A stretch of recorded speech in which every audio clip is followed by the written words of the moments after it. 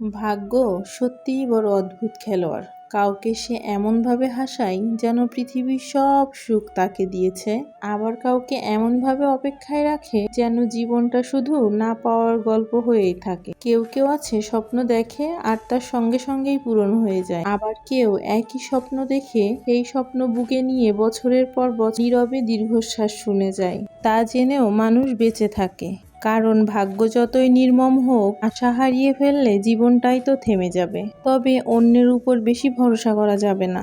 অন্যের উপর ভরসা করা মানে হচ্ছে নিজের ধ্বংস নিজেই ডেকে আনা। দিন শেষে আপনি একা ছিলেন, একাই আছেন এবং বাকিটা পথও আপনাকে একাই পাড়ি দিতে হবে। আপনি আপনার চারপাশে খুব বেশি প্রিয়জন মনে করে সবার সাথে মিশবেন না, কারণ মিশতে গেলেই তো ভরসা করতে হয়, আর এই অন্যের উপর ভরসা করতে গেলেই তো আমাদের ব্যক্তিত্ব দুর্বল হয়ে পড়ে। আর এই দুর্বলতা যখনই কেউ বুঝে যায় তখনই আমরা হেরে যাই।